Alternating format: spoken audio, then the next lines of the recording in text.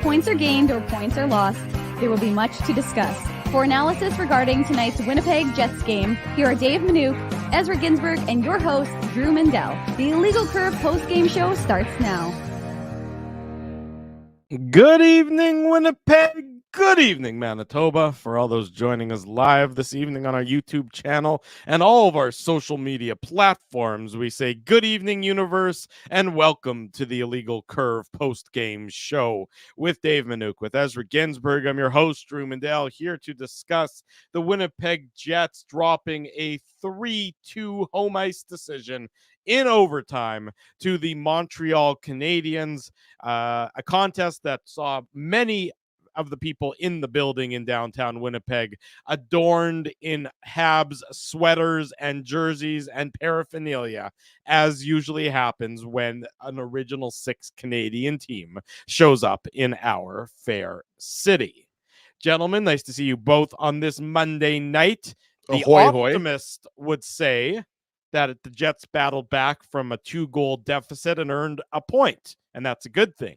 The pessimist would say that the Winnipeg Jets, facing a team that was towards the bottom of the NHL standings, I get 20th overall in the NHL, tied for 20th, I suppose, tied for 19th with the Arizona Coyotes. The Jets missed an opportunity to rack up a clean 2 points against a team below them in the standings. Both things can be true. It just does depend on the lens that you want to look at it through and whether your glass is half full or half empty. My water bottle is full of water, but I'll let you guys determine what your glass is. I got a water here too, Dasani, courtesy of True North. That comes from Canada Life Center, specifically courtesy of Dave M. Look, we've got the comment from our good friend Chef Richard there. I mean, yes, I mean, it sucks when you have to kill off a penalty in overtime, but the Jets weren't great through the first couple periods. I mean, the first period was fairly uneventful for both teams, guys, right? Like, not just the shots, but there just wasn't a lot going on. Dylan Sandberg rings it off the iron, right? Cole Perfetti had a good chance late in the game, pretty late in the first period.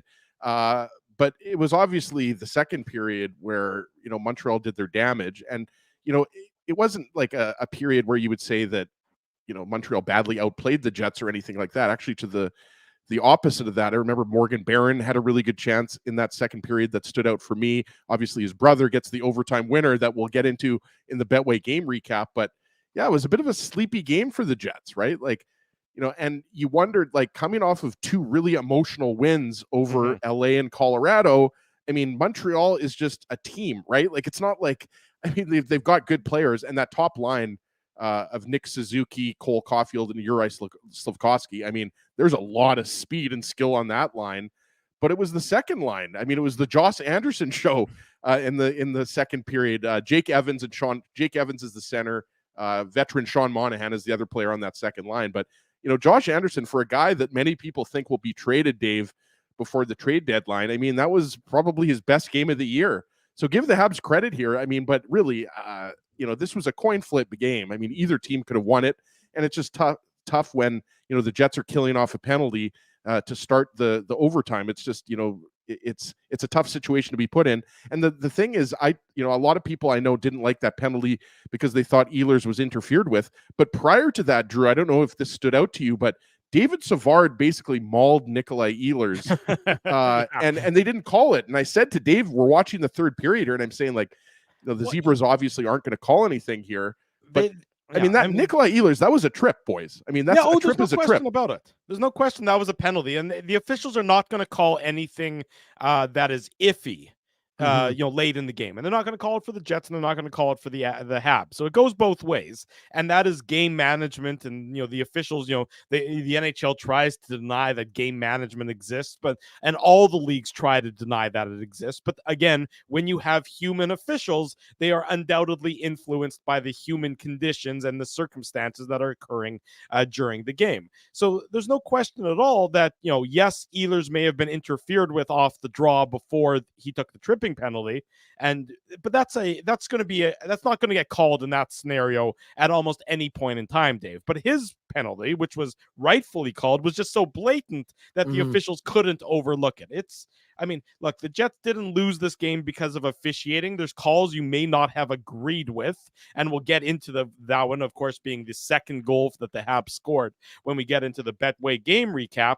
But, the Jets, look, the Jets controlled a lot of the play. The Jets had if you look at the advanced stats, the expected goals for the Jets at 5-on-5 were 2.6 to 1.6 for the Habs.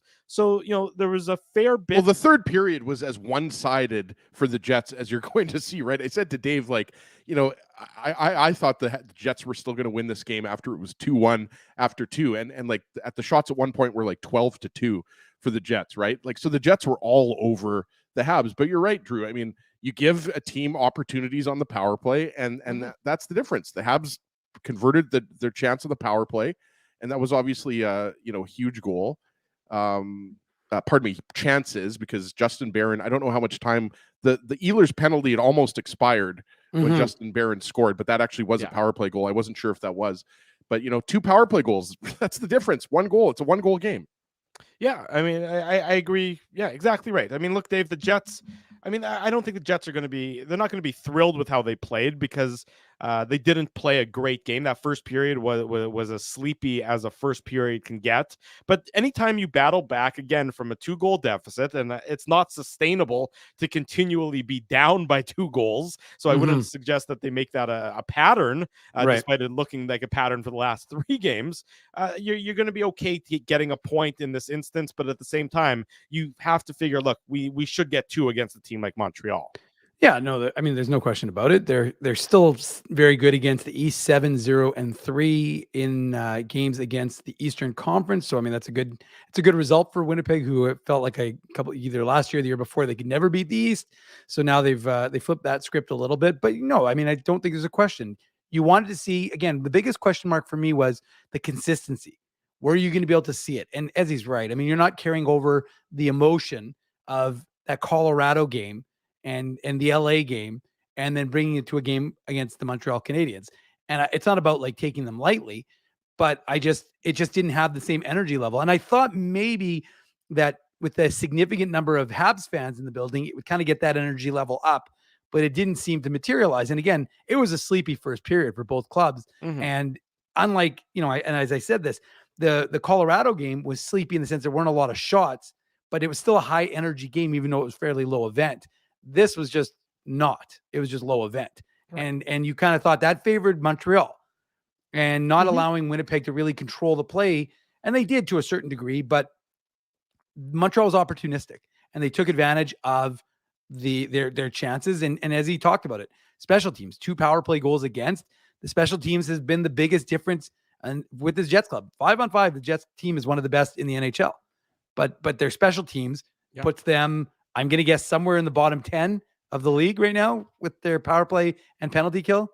Probably 20th to 23rd, maybe a little bit higher on one because they were heating up a little bit, but probably in the, I'll say 18 to 23 range for power play is 22nd, just ahead of the Montreal Canadiens as it happened. Yeah. That's entering tonight's game, and the penalty kill is 27th in the league. Yeah, so there you go. I mean, it's so what I'm saying is like they're just not good special teams, and again, you want to have, if anything, you want your 5-on-5 play to be better, right? But ultimately, you have to have your special teams cooking, and right now that's limiting this Jets club, and we saw it. I mean, the difference in the game, 2 power play goals. Well, Habs only had 3 goals in total, so you do the math. Yeah, and also we have to give credit to Jake Allen. Like, Jake Allen was good tonight. He didn't have to steal the game or anything like that. But we talked about especially the third period. I mean, the Jets were absolutely peppering, made a really nice save on Mark Scheifele. Nick Ehlers made a pass in tight in the slot to Scheifele. He made another save on Morgan Barron in the third period. Like, I thought that fourth line was buzzing, especially earlier in the game.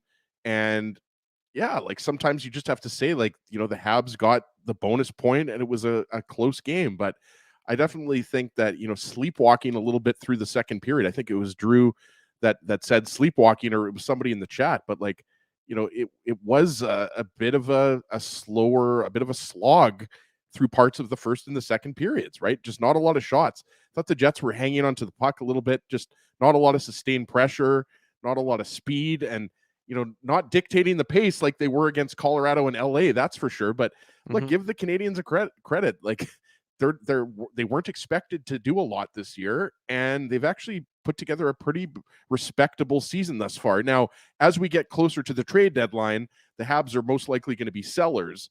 Jake Allen, speaking of, sellers, he could be a guy on the move as well. So look, Jake Allen's he's an NHL goaltender. He's a professional NHL goaltender. He has been when he was with St. Louis. He is with Montreal. The problems that Montreal have, and the problems are largely based on the fact that they're just a young team, and their defense, it leaves a lot to be desired. Their back end is where they still need a fair bit of work, but the goaltending is usually going to be solid. It's at least not going to be a huge albatross on their roster. And you saw Jake Allen do that today. He made the saves that he needed to make. Now, I thought Montreal, I'll give them credit, did a fairly good job at keeping the Jets away from the middle of the ice, because there were some juicy rebounds that Allen gave up, and that's always been, what he's done in his career. He's always been known as a guy who gives up maybe a rebound that's a bit too big. But the Jets really weren't able to capitalize on too many of those. I thought the Jets, again, when you play so many emotional games in a row, there's eventually going to be a bit of a letdown, or your legs just aren't going to be as quick. They're not going to be moving as well as they have in previous games. And I thought that the Jets weren't necessarily moving as well in tonight's game. That's what I'm saying, right? Like they just look against LA and Colorado. You could argue that, the Kings game we talked about on Saturday morning at Farmery. And by the way, thanks again to Farmery Brewery for letting us broadcast from 2 Donald, and everyone who showed up. Obviously, the MVP, I think you guys would agree, of Saturday morning, if it wasn't producer Tim, it was Spency cooking pancakes, bacon, hash browns, and sausages in the parking lot. That was awesome. So obviously, shout out to Spency, the man. We talked about, that game against the Kings on the road was arguably their most impressive performance of the entire year. And they followed that up with a pretty resounding win over the Avalanche, right? Mm-hmm. So, Drew, you're right. I mean, you can't win them all. I don't think that, there's that much. Look, the Jets are still comfortably in a top 3 spot in the Central Division. I don't think anybody's, ringing any alarm bells.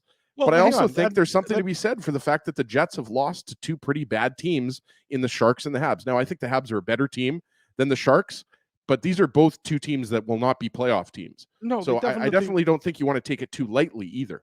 No, but if the Jets had played poorly last year, Dave, and I know we really sort of have to flush last year, but bear with me as we go through this. When the Jets played, didn't bring their A game last year, they would have lost in regulation. They wouldn't have fought back being down 2-0. This is a game, again, it's another sign that this is actually a pretty good Jets team, in that they weren't great tonight. They didn't have a ton going for them tonight, yet they still battled back, yet they still earn a point. So, really, you can't be, anytime you're losing, but you're losing in overtime, it's not going to, cost you terribly standings wise. You're on mute. Sorry, I was busy. Sorry, Drew. I was busy telling other folks to come join the Illegal Curve post-game show, and you weren't talking to them. You can always multitasking, David. I know, but type and talk at the same time. I could, but when I type, sometimes as he picks up the sound of my typing. Not with these new mics. That's why we got the new mics. You don't. Fair enough. I'll never mute it. I'll never mute again. Hey, no. You actually have more often. Dave has a sure mic. Like a little mic just by the keyboard. He likes he likes people to hear his keyboard. my keystrokes. It's very key that everyone hears that. Sorry, Drew, I got sidetracked. What did you say? I was saying that last year. I'm glad you're both typing. No, I heard you. I just, you got me thinking about my keystrokes, and suddenly I was like, we were talking about the Jets Habs game tonight, Dave. Fair enough. Okay, I was thinking about something else. I was thinking about my grocery list. Yeah, well, you haven't gone shopping for groceries in decades, I would suspect. Not true. M&Ms. You should do like Hustler. Hustler does all of his shopping at 7-Eleven. Well, just ask Ezzy what I've got in my fridge right now. Bottles of water from the. I've got water. Yeah. Tahini Treat, Pepsi Max, and beer. I'm surprised you have beer, to be honest. Oh, I got some baking soda in there too, Dave. There might be a little bit of baking soda. Anyways, first of all, before I forget, special shout out to Valerie Cook, a Legal Curve fan. I know Val. Well, I do too, because when I got into the elevator, Of course you do, Drew. You graduated high school with her. Yeah, that's true. So Valerie was in the elevator with her friend. She's a Jets season ticket holder, and she's a fan of Illegal Curve. She recognized me, said hi. I think she called me Drew first, and then she said, "I mean Dave. Sorry, I recognized that voice. It was the D." So she meant Dave, but she said Drew. But she said she's a big fan. She sent me a message after and said it was really nice meeting me. So a big shout out to Valerie. Thanks for saying hello. If I recall, Everybody correctly, if loves I'm thinking of Dave the right person. I mean, Valerie's used to be at least all over our Twitter feed a bunch, and I think she used to work in the hospitality industry, if I recall correctly. But I could be wrong on that front, so don't quote I'm not me on certain. that. We didn't get that far, Drew, because she was only going from the second floor to the first floor to the You to didn't the have a third lot. floor. You didn't get her full bio. We didn't. So, I mean, anyways, I hope Valerie enjoyed the game. But thank you, Valerie, for the support of the Illegal Curve Hockey Show and post-game show.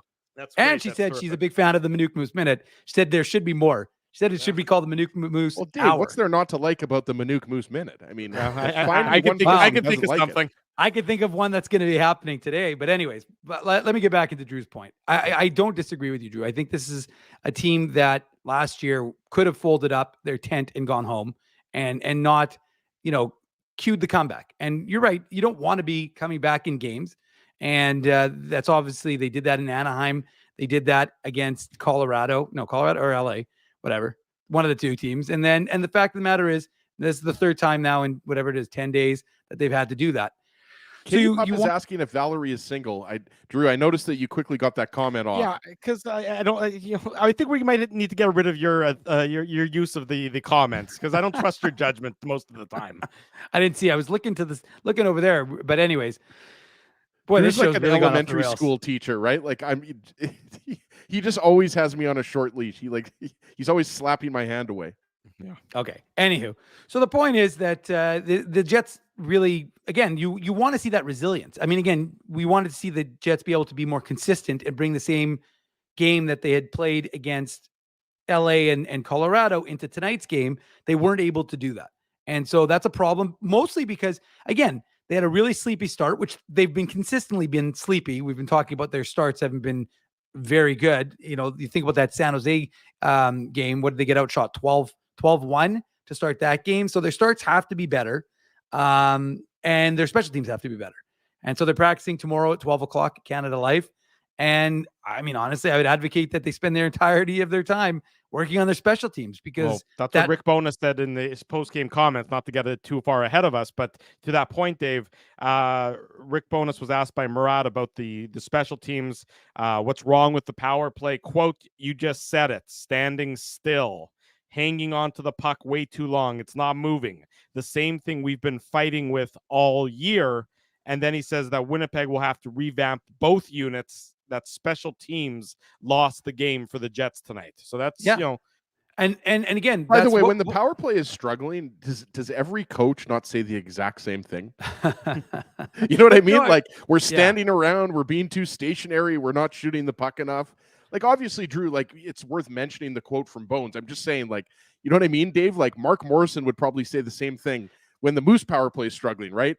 We're not moving around enough. Lately, all their power play has been doing is giving up shorthanded goals. So he definitely would say that. As right? No question like about the that. coach, a hockey coach will always say, we're being too predictable. That's why we're not shooting the puck enough. Like, but again, that's not a surprise, because we've been talking about it for the last few games, right? We're talking about how it's slow. And for a little bit, it moved.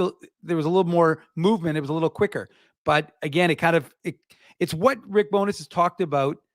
Not what they were falling into the old patterns. And I felt like that's what their special teams look like a little bit. So I don't disagree. I think it's a good idea to move things around right now, because the way it's just not working, and they need to change some things up. Yeah, and so you're absolutely right. And it's not the first time we've heard Rick Bowness say that the special teams has cost the Winnipeg Jets a game. And like we've said really from the start of the year, when you succeed at 5-on-5, by and large, you're still going to win more games than you're going to lose. But imagine if these special teams for the Winnipeg Jets were just average, which really it shouldn't be difficult for these special teams to be average. Talent. With this talent, it should be and average. Without Kyle Connor in the lineup, right? Like, the Jets have enough offensive weaponry that they should still have a good power play without Kyle Connor. Connor is arguably like your best weapon, especially his shot. But with Scheifele and Valardi and Ehlers and Niederreiter, Morrissey, like I could go on here. The power play needs to be better. The PK I'm less concerned about. Well, and it's not like the power play was great with Kyle Connor either, though. So I mean, you got to also factor that in. It's been struggled on more than one occasion in more than one area. So it's an area of concern for the Winnipeg Jets. Now they're fortunate in that there's not a ton of areas of concern, or the areas of concern for the Jets are on the more minor side than they are on the more serious side, and that is by and large why the Winnipeg Jets have the good record that they have at this point in the season. Even what are they, 18-9-3? Even with tonight's overtime defeat. So that's where you're at so far tonight. 3-2, the Habs defeat the Jets. We say good evening again to everyone if you're just joining us. This is the Illegal Curve post-game show. The Jets dropping that 3-2 decision on home ice in overtime to the Montreal Canadiens. The Habs fans go home very happy, whether they go back to, I don't know, St. Malo, or they go to, some of the other French communities in and around Winnipeg, St. Boniface. No, Drew, look at the St. comment Patel. from Jeff Bose. They just go back to their basements. I'm not going to comment on that, Jeff, but it certainly does bring that extra dynamic to the arena, and you're going to see that at the end of January when the Leafs come to town on now Wednesday night. And it's a home and home, right? It is a home and home. Wednesday, Saturday, home and home. Leafs fans are worse. Come on. It's not even a debate. I would agree with that. Leafs fans are just, Habs fans I can understand. I'm mainly saying that, Drew, because I'm scared of Habs fans. I was telling Dave, like, every time I go to Montreal, I obviously talk hockey with anybody. Even if someone doesn't even want to talk to me about anything, I talk to them like, about how'd you get in Canadiens, here, Mr. Ginsburg? Who are you? I would not piss off Montreal Canadiens fans. I'll just leave it at that. Well, it's funny you mentioned that. As you look, on TV lately, they've been promoting the Borje Salming documentary, and he was a fantastic player. He was a wonderful player to watch. A little bit before my time, but I've seen enough clips and I've heard enough things to really know just how talented he was. But can you think of anything less that you'd want to sit through than an entire documentary about a Toronto Maple Leafs player? I mean, I'd rather poke toothpicks into my eyes. That's every day of our lives anyways. I don't need to watch another documentary, a fictionalized show about them. It's like, what did the rest of Canada do to deserve to be punished like that? But I digress. Was the movie called 1967? It wasn't called that, but that's they wouldn't make that documentary for whatever reason. Can't figure out why they wouldn't make that documentary. No, hold on, Drew. Elias McCracken is asking, I thought I heard some of the Habs fans in the building booing Scheifele. Still, am I hearing things? No, I don't think you are hearing things. It did sound like there was still some Jake Evans. Anger with respect to the hit from a few years back in the playoffs. So they did seem to be a little bit of booing on Mark Scheifele when he touched the puck from the people in Habs jerseys. I'm sorry, guys. Like, that was 3 years ago. Like, it's time to let that one go. Well, you're the one who's afraid of the Habs fans. Go tell them. Why are you telling us? Let's get into the Betway game recap here on the Illegal Curve post-game show. The Betway game recap. Big thanks to our friends at Betway for their continued support of the Illegal Curve post-game show. The Illegal Curve post-game show is brought to you by Betway, and this is, of course, the Betway game recap, one of the most trusted voices in sports betting, both in Canada and all around the world. You must be 19 years or older to play, so we do encourage you to please play responsibly, but head on over to Betway and bet your way. A very sleepy first period, as we discussed, not a lot of action either side. Shots were 6-5 after 20 minutes, but the Montreal Canadiens do open the scoring in tonight's game at the 4:57 mark of the first period. It's a bit of a fluky one. Josh Anderson, who of course, last week was getting heavily criticized. I'm sure you all saw that viral video where he really couldn't hit the broadside of a barn with a shotgun, as the old expression goes. Well, he's off the schneid and he's getting some goals. He got his fourth of the year now. Assist to Mike Matheson and the aforementioned Jake Evans, and it's a bit of a fluky one. Matheson has the puck. Anderson's got some inside position on Josh Morrissey, and the puck deflects off of Anderson past Connor Hellebuyck. And a bad bounce for the Jets, but a good bounce for the Habs, and it's 1-0 Montreal, Ezzy. Yeah, and what stood out to me here, and I'm sure Dave noticed this too, and I'm just watching the replay to confirm what I saw because I was back in the second period, and you know how bad my short-term memory is, guys. But Morgan Barron makes a nice play off of the point shot, and he pokes the puck away from Jake Evans. But unfortunately, when he gets the puck, he tries to clear it along the boards and to Mark Scheifele, and it's a turnover, right? And, just skipping ahead, a little bit to the goal here, like, Mike Matheson puts it on net. And originally, I thought it actually just beat Hellebuyck.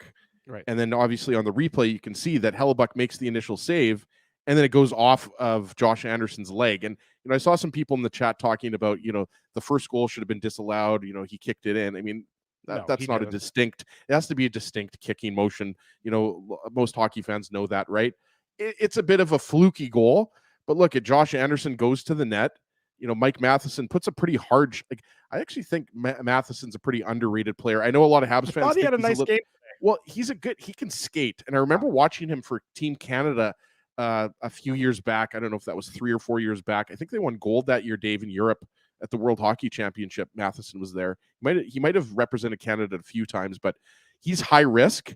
So I know a lot of Habs fans, don't like that, sometimes he gets, kind of, I don't know, a good comparable would be Seth Jones is kind of like that too, right? Like more of an offensive minded defenseman, and he gets caught a little bit. But yeah, just, nice shot by Matheson up high on Hellebuyck, Dave. And then, Anderson, it just goes off of his leg. Like it's a fluky goal. But, just kind of one of those plays where Anderson's in the right place at the right time, right? Yeah, and you're right, Ezzy. The highlight for me is the Jets just not clearing the puck when they have possession, right? Morgan Barron tries to make a soft chip to Mark Scheifele, but Mark Scheifele's got a man on him. So, I mean, it's a bit of a more risky play as opposed to maybe a little bit of a harder one along the glass and out. But, he does it, and he thinks Mark Scheifele's there, and Scheifele doesn't see Matheson, right? So it's unfortunate for the Jets, but it ends up in the back of their net, and they're down 1-0. And he kind of felt like that's the way it was, because Montreal was sticking around, because the Jets weren't taking the game over. And that's what you wanted to see, right? Like you wanted to see, were the Jets going to be able to exert their will over Montreal? Because again, as Drew pointed out to start this game, Montreal is a team that had 30 points coming in, right? 30 points in 30 games. Not that the Jets were way ahead of them, but the fact is that the Habs were, behind the Jets. And again, they were not one of those teams that folks are expecting to be a playoff team. So you wanted to see the Jets trying to impose their will, and they weren't doing that. And Montreal was sticking around. And because they were sticking around, you had a feeling that something like that was going to happen. Yeah, that's a good way of putting it. You did sort of feel like it was going to be, and it wasn't going to be a clean one. It wasn't going to be something that was, right. Picture perfect. And it wasn't for Montreal, but good for them. Throw pucks on net, good things happen, and sometimes you get a deflection. And Josh Anderson, the guy who's has really been going through it and been struggling. So from he a always human plays well against the Jets. He does always play well against the Jets. Plays well every against time the Jets, and he's a power forward, right? Yeah. And I was looking at that replay, and I'm not sure, Dave, if you noticed this, or I apologize if you already mentioned this, but Anderson actually does get a stick on Morgan Barron's little chip to Scheifele. So you got to give Anderson credit there. Like if you go back and watch the replay, hopefully everybody just continues watching the show and doesn't go on NHL.com. But I like to have all my browsers open. Second screen. They can look at the replay while we talk about it, as long as they stay with us. Exactly. I'm not going to do a guarantee here, but I think there's a strong chance that Anderson's going to get traded prior to the trade deadline. I was just thinking off the top. He's got 3 more years at $5.5 million on his contract there, Ezzy. I don't know how many people are picking that one up. Well, I mean, you can always trade him, the next year. I mean, it's not necessary. Just because you're trading for him doesn't mean you're going to keep him for all 3 years. But fair enough. I mean, his contract it's not a great contract. Right. I'll leave it at that, Drew. You're right. I mean, it's not. I think if he was making like $3.5 million, it would be a lot more manageable. He's probably a guy who's best off lower down in your lineup. That's because he's always going to leave a little bit more to be desired, because you look at him and he should be better, and he should contribute more given his combination of size and speed. And there's a lot of miles on him though at this point in his career, right? Like he plays a heavy game, and he's not as quick as he once was. No, and but that's always been the knock on him, is that you've always wanted there to be more. Got a lot of the tantalizing upside, but hasn't really been able to put it together on a consistent basis. Nonetheless, 1-0 for Montreal. He did, but anyways, I just want to end though that he does play always well against the Jets. It's hilarious. Every game you're like, oh, this guy's fantastic, and then you hear Montreal fans like wanting to tear him apart. You're like, okay. Yeah. And then the controversial goal of the game, and we'll spend a couple minutes on this one, made it 2-0 for the Habs. It comes at the 15:04 mark. It's a power play goal. Christian Dvorak getting his third of the year. Anderson and Brendan Gallagher on the assists. And the longest review ever. Yeah, it was a three-song review. Three songs. That's right. If you want to consider how long. Like, was it that complex? Like, it seemed pretty obvious to me that Anderson puts the puck down and he gets a stick on it. And that was the whole thing, that they were, if he doesn't touch it, then the play should have been called. Right. But like, to me, it was pretty obvious. Like, the refs huddled and made their call on the ice, Dave. Like, you were in the arena for the first two periods. Like, I don't know what, like, it, like, I don't know. It just seemed like that review went on and on and on. I don't know, but I could be honest with you. I thought they were going to disallow the goal. I really did. I didn't think the goal was going to stand because I didn't see them. I mean, you looked and you thought, okay, did Hellebuyck stick touch it? No. Did Schmidt touch it? No. So Dvorak's the next guy.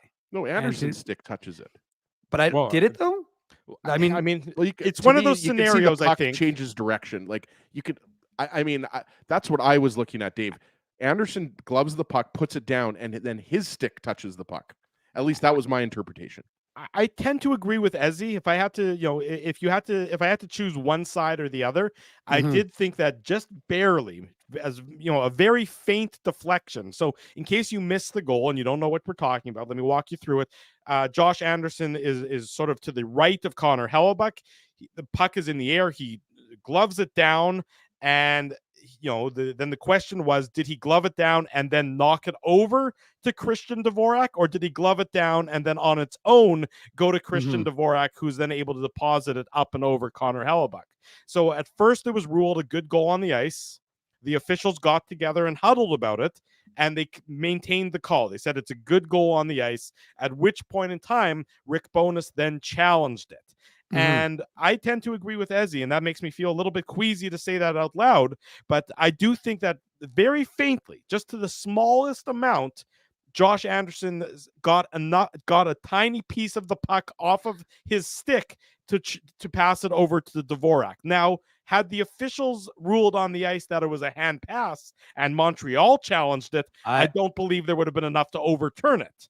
So I think they had to go with the call on the ice because the video to me was not conclusive enough to say one way or the other. I disagree. I got to tell you, I've watched it a number of times. I just watched the replay while you were talking, and I'm listening to you, Drew. Well, then why was the goal allowed to stand then?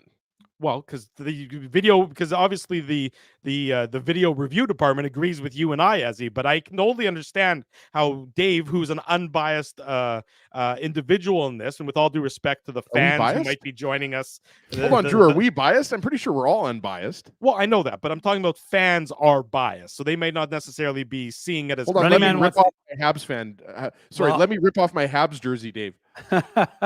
Well, I mean, look, I'm just telling you what my observation is. I mean, I watched it in the building, which, I mean, again, it's far from where we are in the press box, so it's not like I saw it with the naked eye. But I don't know. I'm just telling you, I've watched the review like 6 different angles, and like they've shown it over and over and over again. And I'm telling you right now, like to me, Anderson puts the puck down. It bounces over. It looks like he's got the stick slightly, but it bounces over his stick, over Hellebuck's stick, over Schmidt's stick, and then Dvorak puts it into the net. So to me personally, I'm calling that no goal. I think that should have been. I think it should have been disallowed because nobody touches it except for Dvorak. So it's a hand pass. Anderson's stick touches it. Well, I'm telling you right now, I don't agree. I watched the replay, and I think he missed it. From if you watch the third review, you don't even have to look at different angles either. There's one angle, and it's clear that his stick touches it. Okay. Well, I mean, I don't think it did, but that's just my own personal opinion. Obviously we're going to agree to disagree on this. I'll disagree with both of you. I was going to say the idea of watching Dave and Ezzy fight leaves me feeling like mom and dad are fighting right now. So I'm a little bit. No, we're not fighting. We're just arguing about it, I guess. But I thought Jamal Mayers on the broadcast. I think he, when he was giving his analysis on it, he says, they can sort of see the puck the spin of the puck changed, and that is when he thought that Anderson touched it. And I sort of tend to agree with him there, but it was very, very close. There's no question about it. It's not. And I understand that it has to be decisive. Like, you have to be able to overturn, because the call on the ice was a goal. So it's not like it can be, inconclusive. You have to be able to say that it wasn't. But I again, like I said, I just think that if he gets it, he puts it right or left. He doesn't necessarily hit it straight based on the angle. Like, if you look at the way Anderson's coming at Hellebuyck, I mean, again, like I said, it's hard to determine. I'm watching it now, like for the third or fourth time. It definitely takes a weird bounce, but I mean, to me, it takes a weird bounce because he drops it onto the ice. So the spin is caused by his hand dropping the puck, not necessarily his stick. That's all I'm saying. Okay, fair enough. I get, like I said, there's no probably way why they reviewed it for that long, Dave, to be honest with you, right? Yeah. Because if it was that obvious, it wouldn't have taken 25 minutes to review that goal. Or as Spency says, this discourse is taking even longer than the review. This is a 7-song discourse versus the 3-song. Spency cooked up a stack of pancakes on his flat top grill while we were debating that goal. Oh, I don't know. All I know is that the chat agrees with me. So I will take the champion belt on this one. Thank you, congratulations. Chat. We should get a champion belt. The Jets do successfully kill off the penalty that came with the unsuccessful challenge. And then they were able to cut the Habs lead in half. And it's Gabe Valardi getting his 5th of the year, assist to Josh Morrissey and Nikolai Ehlers. And it's just a beautiful shift by the Jets' top line of Ehlers, Scheifele, and Valardi. They just cycle the Habs to death. And I mean, you saw a lot of switch offs. You saw a lot of really nice puck possession by the Winnipeg Jets on this play. And it's a very important goal. And Valardi, again, is just too much for the Habs to handle in front of the net. I believe it's David Savard, who is the defender trying to handle Gabe Valardi, and he can't. And Valardi puts it past Jake Allen to make it a 2-1 game late in the second period, as he. Yeah, and Valardi beat Savard to the puck in the corner prior to that. And about 10 seconds or so before this goal was scored, Ehlers, I know Dave probably was, if he's in his usual spot, he would have had a good view of Ehlers spinning from behind the net and then missing the net by a lot prior to that goal. So, and then you're right, Ehlers, Morrissey, and Scheifele, they were doing their thing, their Harlem Globetrotters thing, where they, rotate along the blue line. And look, Gabe Valardi is just in a great spot to handle that rebound. And you're right, he beats David Savard there. But that was a huge goal, right? Because it came late in the second period. How much time was left? I feel like there was only a couple. 56 okay, I was going to say a couple minutes, but they didn't really have a lot of momentum. So going into the second intermission, you have some momentum. You're only down a goal as opposed to 2. And Valardi stays hot, right? I think he's got 7 points now in his last 3 games, something like that. So yeah, that line obviously wasn't as dominant as they were against the Avalanche or the Kings, Dave. But Valardi just, I mean, that's a goal scorer's goal, right? Like, he just got rewarded for positioning and hard work. Well, and that's what you wanted to see from the top line again. We're not fighting, are we, Dave? I hope people know that just because we were disagreeing about that doesn't mean Dave and aren't fighting. People, look, the reality is the whole this isn't the illegal curve. We agree with each other's show. I mean, the whole point is that we're allowed to have difference of opinions. Usually you and I like to gang up on Drew. So, well, that's why Drew's sitting back and he's salivating. Yeah. Because, Drew, unfortunately, he doesn't realize Ezzy and I ride or die together. There's very little that's ever going to get in between. Right. We do ride or die. So there's that's never happening. Just a small blip in the Ginsburg Manuk relationship. Not a thing to worry about, especially when I have the backing of the crowd. But look, the fact of the matter is that the Jets needed that goal, says Captain Obvious, because they wanted to build something, and there wasn't a lot, but that was a dominant shift by that line. I mean, as he's touching on it, it looked like a 5-on-4. If only the Jets could play with the power play that effectively. But they really did. They cycled well. And it's just funny that today after morning skate, we talked about with Gabe Valardi about the Macarena and his choice of it. And he said that his best friend back in Kingston, Ontario. What's that? Oh, you're doing the Macarena. So he talked about how his best friend back in Kingston told him that would be a funny song to pick. So that was the one he chose. And he's jokingly said, the fans really seem into it. Well, he's given them a lot of chances to hear that song. That song's going to be trending pretty soon because he's scoring a lot of goals at Canada Life.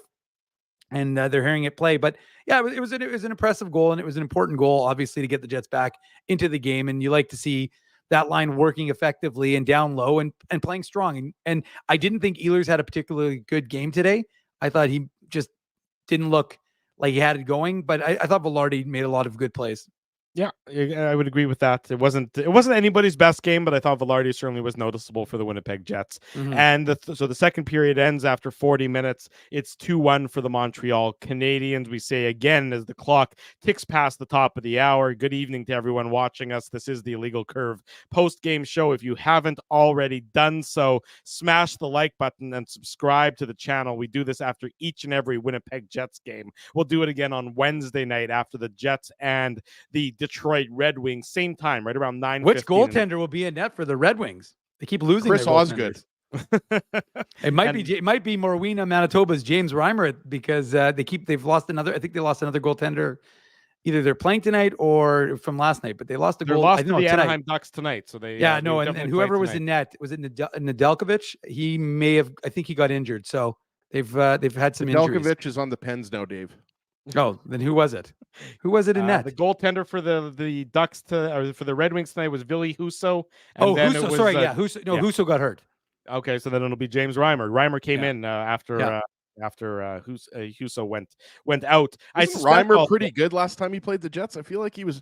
Jets he did have the Red Wings, right? Yeah, they won in good. Detroit. Yeah. But I remember Reimer having a pretty decent game. He did. I would expect it's going to be Laurent Brossoit for the Jets on Wednesday as well. Yeah, there was no. Rick Bowness was asked that. He gave a typical "we'll see" today in his morning availability. But yeah, you suspect that you'll see him against Detroit, and you'll see Hellebuyck against Boston. Yeah, that'll wrap up the pre-Christmas season. Alex, just wanted to mention for Dave, Alex Lyon is the other goaltender. Longtime AHL goalie. I think he's from Minnesota. He's the other goalie there, but goaltending's been an issue for them this year. Yeah, for sure. Yeah. No question about that. In any event, that'll be on Wednesday night, right around 9:15. The Jets and the Red Wings after that game on Wednesday. So 2-1 for the Habs. Pardon me. I'll eventually get the team name right. And the Jets start the third period the way you want to see a team start the third period, especially a team trailing on home ice. And they come out and they're out shooting Montreal at a point in time, I think by a 12-2 margin, and they eventually tie it up. It's not a power play goal. Pardon me. It's Cole Perfetti getting it. His 10th of the year, assist of Vlad Nemesnikov and Brendan Dillon. And it's a dump in, and then it's a low to high play by the Winnipeg Jets. And, Perfetti does a really nice job in shaking off Sean Monahan and just really, using his speed and his agility to get to some open ice. And we talked about Jake Allen earlier. He has a tendency to give up a juicy rebound, and the Jets had a lot of trouble earlier in this game. And for a lot of this game, capitalizing on some of those juicy rebounds. Not this one. The Jets were able to capitalize on it, and Perfetti had a wide open net to tuck it into, and that tied the game up at 2 with just about 7.5 minutes to play in the third period, Ezzy.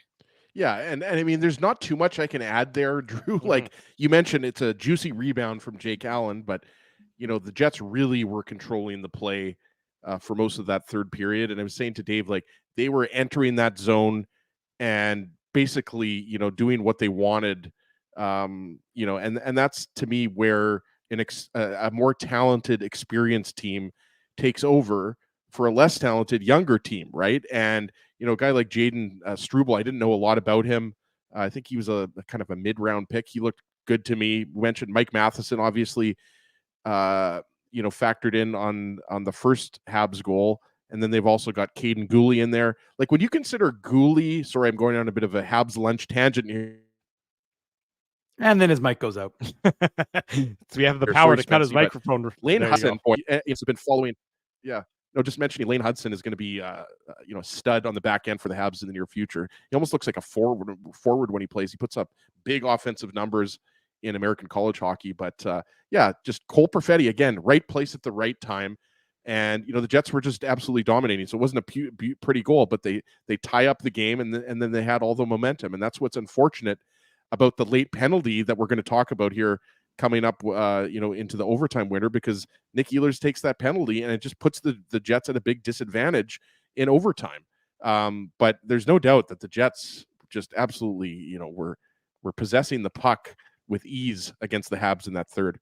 Yeah, because the Jets are a better team than the Habs. But after the 60 minutes of regulation time is played, there are no additional goals, so it's 2-2 after 60 minutes. But as you mentioned, with 27 seconds to play in the third period, after an icing call, the Jets end up taking a penalty. Nikolai Ehlers trips down, I believe it was Mike Matheson, if I'm not mistaken, but correct me if I'm wrong on that one. And the Habs are going to start overtime. It was Matheson, Dave. Yeah. Drew, you're right. Yeah, the Habs are going to start overtime with a 4-on-3 power play.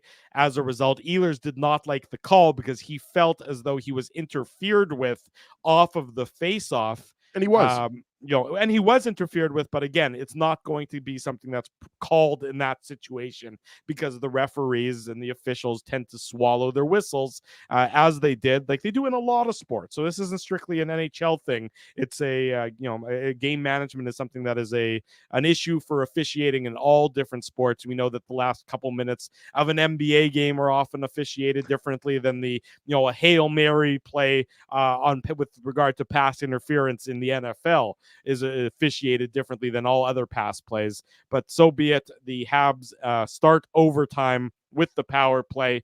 It ends up being there's additional penalties called while the power play is still going on. So with Adam Lowry going for cross-checking and Mike Matheson going for closing his hand on the puck simultaneous on the same play. So those are offsetting penalties, still 4-on-3. And then Justin Barron with his 6th. He gets the winner. It's the Battle of the Barons, and Justin wins it for the Montreal Canadiens. This also doubles as our Seagram shot of the game. The Seagram shot of the game. Big thanks to our friends at Seagram's for their continued support of the Illegal Curve post-game show. If you're looking for a special bottle of something to drink this holiday season, may we recommend Seagram's 83, Manitoba's #1 whiskey, available at your local liquor mart. Seagram's, big sponsor of the Illegal Curve hockey show and, of course, the Illegal Curve post-game show. So this one, the game-winning goal in overtime, with Nikolai Ehlers and Adam Lowry still in the penalty box at the 109 mark. Justin Barron, his 6th assist to Cole Caulfield and Nick Suzuki. They move the puck, they move their feet, they get a shot lane, and as a result, the Montreal Canadiens defeat the Winnipeg Jets by a 3-2 margin. I think you're on mute, Ezzy. No, I'm not on mute. Oh, okay. I just couldn't hear what you're saying then. Am I coming in okay? Now you're good. This is not a lot.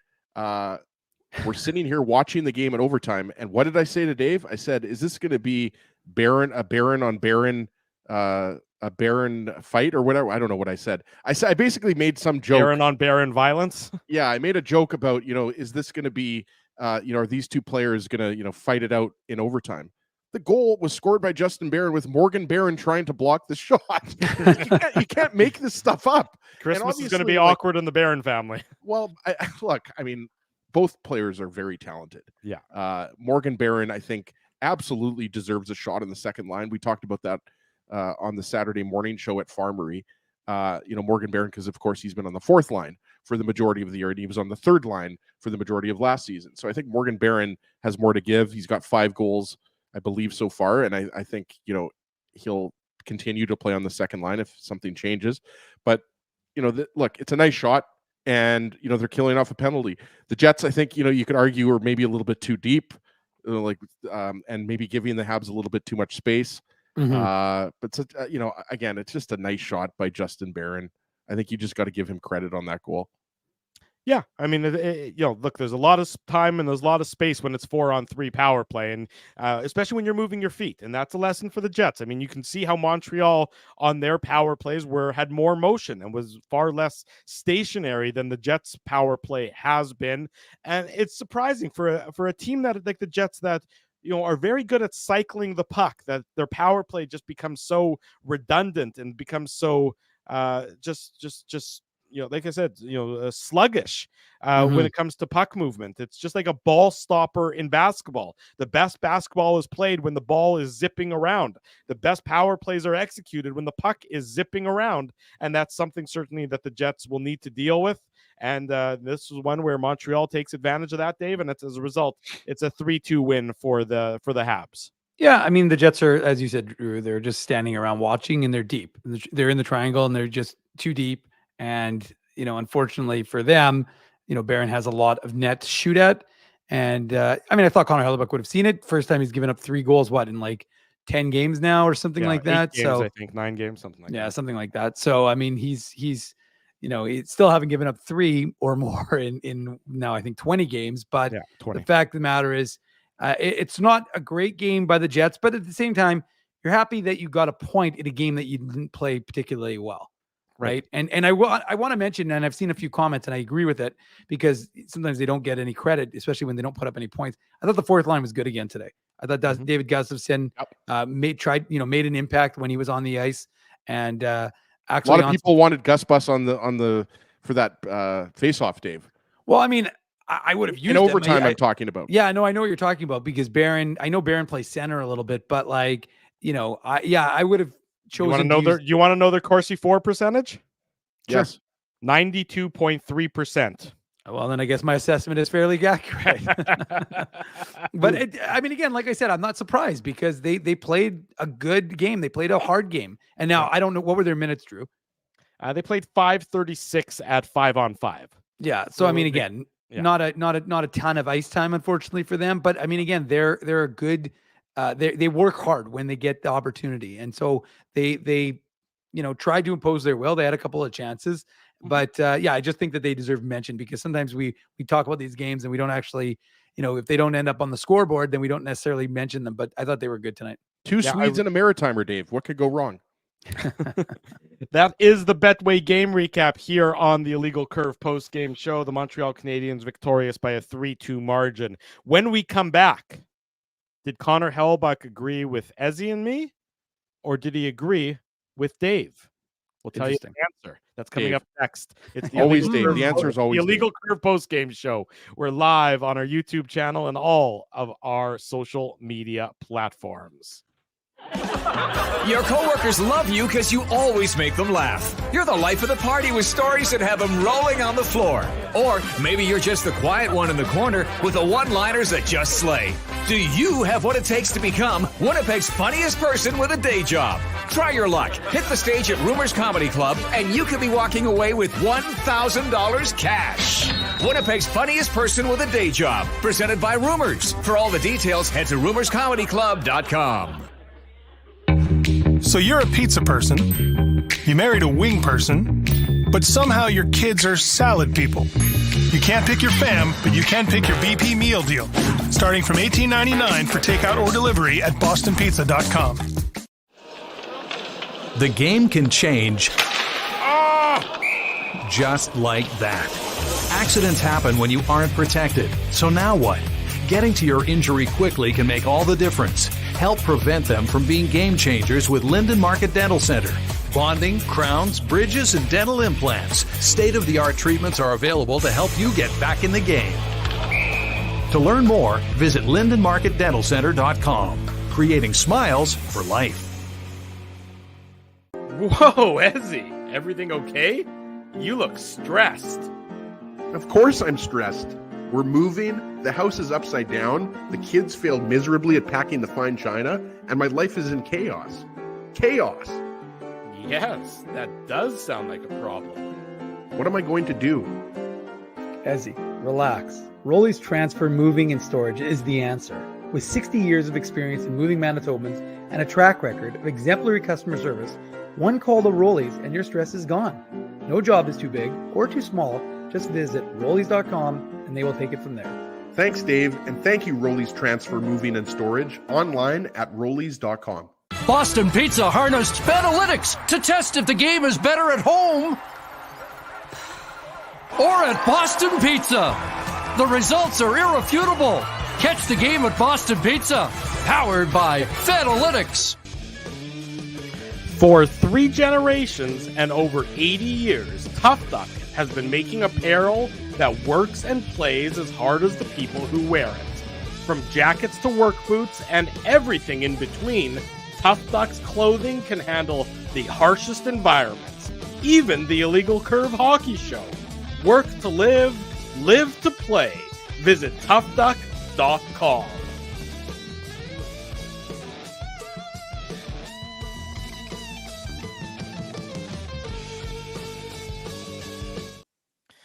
Welcome back. Monday evening, it's the Illegal Curve post-game show. Drew Mindell, Dave Manouk, Ezra Ginsburg with you, talking about the Jets and the Montreal Canadiens. Wednesday night, it'll be the Jets and the Detroit Red Wings, so you can stay tuned for that right around 9:15 Central Time, 10:15 Eastern Time, depending on whatever time zone you may be joining us from on Wednesday night to talk about the second game of this 4-game homestand for the Winnipeg Jets. Can we say the Andrew Kopp revenge game, or is that because it's his second year? We can't say that anymore. We can't say that anymore. No, that's not something you can say. I don't think that works at all.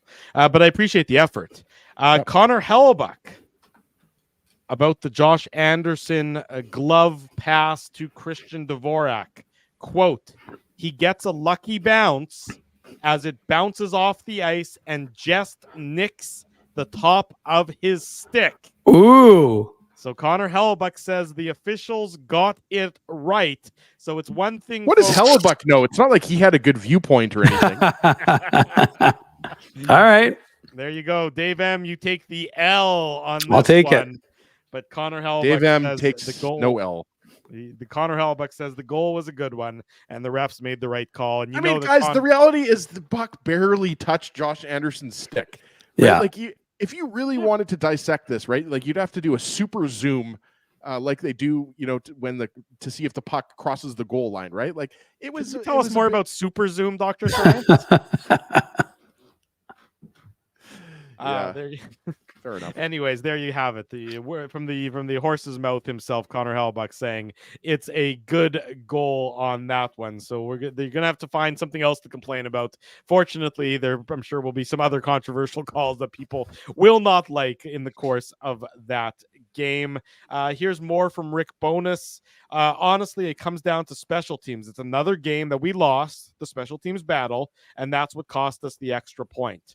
As I said, I said this one before. The 5-on-5 play is very, very good. The team play is very, very good. By the way, Drew, I've got breaking news. According to Valerie Cook, she was not in the hospitality industry.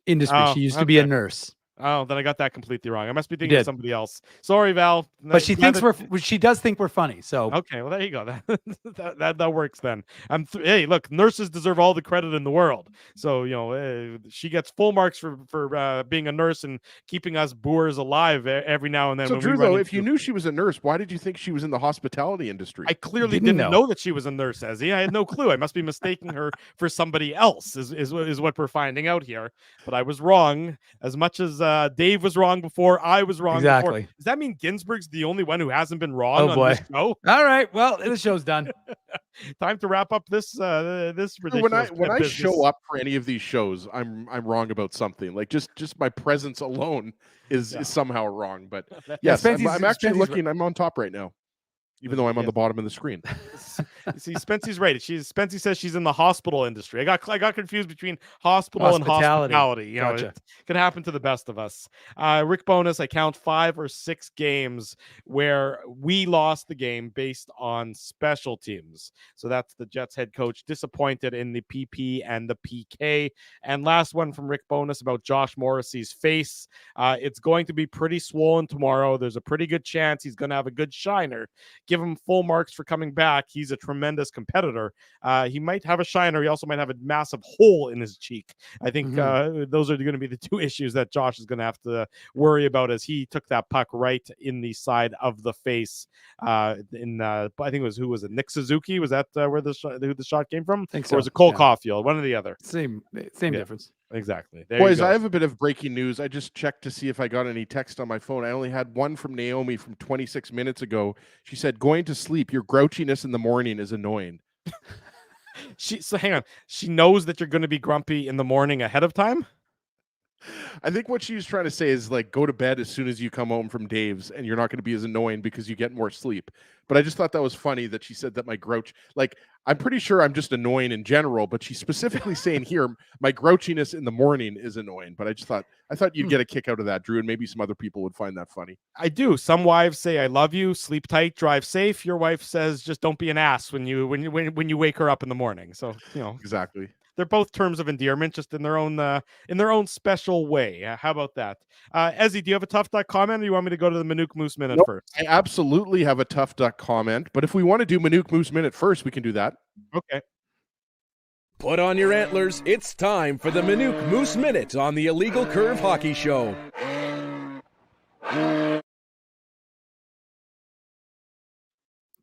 My time to shine. Here we go. Manuk Moose Minute, a Sunday afternoon game, a rematch with the Milwaukee Admirals. The Moose have a pattern, Ezzy. They lose change the team name?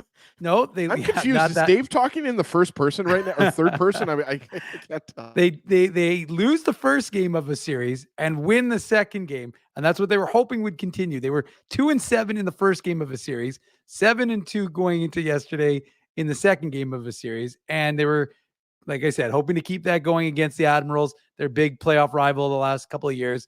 And they got off to a very good start. Jeffrey Viel, who had himself a hell of a game, he scored a minute 35 into this contest. Nice pass by, he puts home Tyrell Bauer shot. Dmitry Kuzmin, the 2021 third rounder, he was briefly sent down to the ECHL to play for Norfolk, where he played on Wednesday. Then he got recalled on Thursday, and he played for the Moose. He actually had his best game, I thought, in the AHL, and he picked up his first AHL point. The Admirals tied it about 14 minutes later. Really nice play. And Oskari Salminen was excellent in the game. I think that was about the 14th shot. That was a power play goal. Didn't have much of a chance. 1-1. And you're thinking, okay, well, let's see what the Moose are going to do. How are they going to respond? They didn't respond particularly well in that second. The Admirals took a 2-1 lead. And then something the Moose have been giving up a tremendous amount, boys. Shorthanded goals. They gave up another one in this game, and suddenly a 2-1 game became a 3-1 game, and you thought, oh boy, here you go again. And as good as Nashville's looked in the NHL, their AHL team continues to fire. But on that same power play, Nikita Chibrikov passes over to Brad Lambert. He takes a shot, and Kyle Capobianco was in the right place at the right time, and he buries the rebound on the power play. That's his 5th goal of the season to make it a 3-2 game going into the third. And so you're thinking, well, what are these Moose made of? Well, we found out, because they started off, again, very good. Christian Reichel, that monkey is back in the zoo now. It's well off his back. He scores his third. Organs? I mean, that would be what I would assume the Moose are made out of, is organs. Organs, blood, tissue, DNA. Drew, maybe mute yourself. Come on. If you're better than that. What the hell are you talking about right now?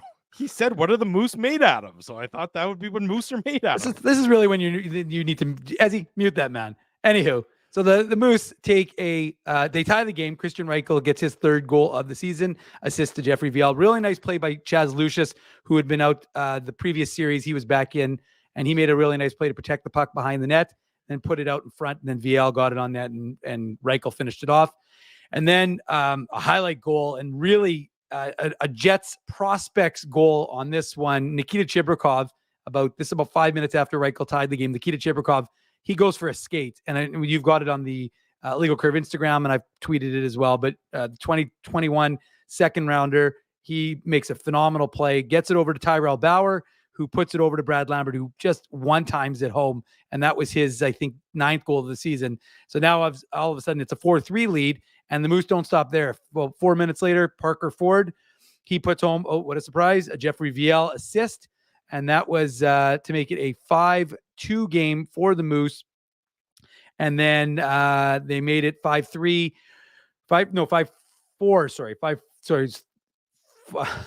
Sorry, I'm losing my mind here. It was 5-3, and then they made it 5-4. And then Jeffrey Viel with the empty netter with about 6 seconds to go in the game. So he had 2 goals, 2 assists in the game. He had a really nice game. He was the first star of the game, and a lot of the prospects came to shine and played well, including Lambert, Chibrikov, Tyrell Bauer, and Dmitry Kuzmin, who had 2 assists in his first first points in the AHL game. Dave, can we go back to talking about moose biology with Drew Mandel? And hold on, before we completely move off of the prospects, should mention, Ezzy, because it's worth mentioning, that Thomas Milic is continuing to have a really good season down in the ECHL with Norfolk. Let me just pull up his numbers, because he's 9-2-1 with a .920 save percentage and a goals against average of 2.24. And he stopped 39 shots of 39 made 39 saves on 40 shots in his last game, including a penalty shot. And the other one we should mention, Ezzy, is the 2023 draft pick, Jacob Julian, who is up to 14 goals, 24 assists for 38 points in 32 games in the OHL, which is good for 15th. And he's with the London Knights right now. There you go. Dave M giving the recap of everything to do with the Moose and some Jets prospects. The Moose are back in action tomorrow morning, school day game in Chicago. I think they're playing at 10 o'clock. So we'll have coverage of that, of course, on the site, on my Twitter. And so that'll lead into Jets practice, which starts at 12 noon. There you go. Dave M's got it covered. It's all on illegalcurve.com, as you all well know. Let's wrap it up. Tough Duck, hardest hitting comment, Ezzy. The Tough Duck hardest hitting comment.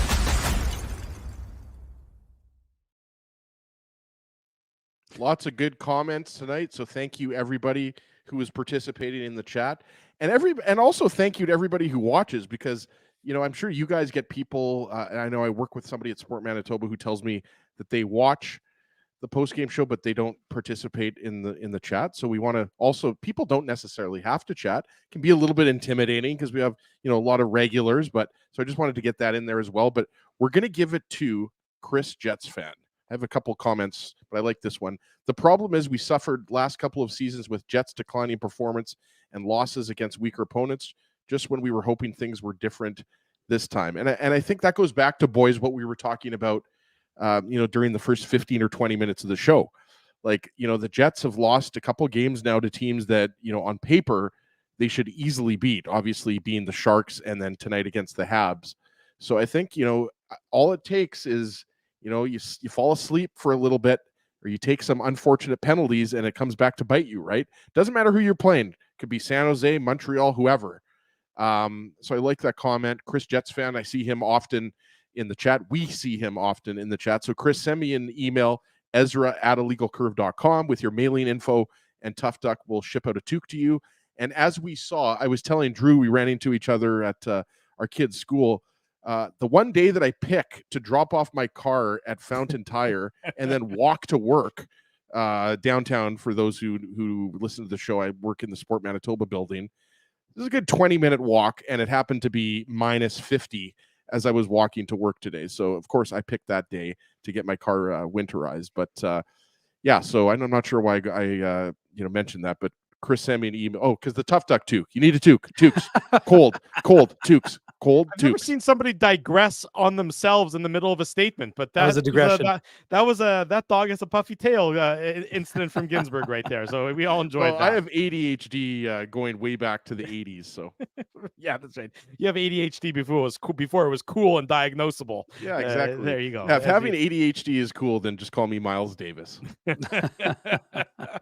That's it for this Monday edition of the Illegal Curve post-game show. If you haven't already done so, smash the like button and subscribe to the YouTube channel. We always appreciate your efforts in doing that. Wednesday night, the Illegal Curve post-game show, 9:15 p.m. back here on our regular home here on the social medias. Long-awaited return of an Illegal Curve favorite on Wednesday's post-game show. So you will not want to miss Wednesday's show. And I tell you, folks, I've been told from reliable sources, this, I don't know if the word individual is right, but this object is looking resplendent and fabulous. So stay tuned on Wednesday for a long-awaited return here on the post-game show. Drew, tell us more about what a moose is made of. I will. I'm going to look it up. That's exactly what I'm going to do. I'm still stuck on that, Dave. What was Drew talking about there? He just needs to hear himself talk, as you got blood and organisms or something. I don't know what you said. Organs. I said blood and DNA and organs. Probably some tissue. What about bones? I think moose have bones as well, Drew. They have bones too. Maybe Big just thank thank you our to- sponsors. Yeah, I will before they jump off ship. I don't blame them. Big I'm thank you about to to the jump ship. sponsors. Illegal Curve, who make the post game show, the Saturday show, and the website a possibility. Our friends at Rumors Restaurant and Comedy Club, Linden Market Dental Center, Zappia Group Realty, Betway, they're the title sponsor, Tough Duck, Boston Pizza, Seagram's, Rolly's Transfer, and of course, our friends at Farmery Beer. Support these fine businesses because of their continued support of Illegal Curve Hockey. Habs win 3-2 in Winnipeg. We'll be back Wednesday night. For Dave Minuk, for Ezra Ginsburg, I'm your host, Drew Mandel. Until about 9:15 p.m. on Wednesday night, we wish you good night and good luck. And thanks for watching the Illegal Curve post-game show.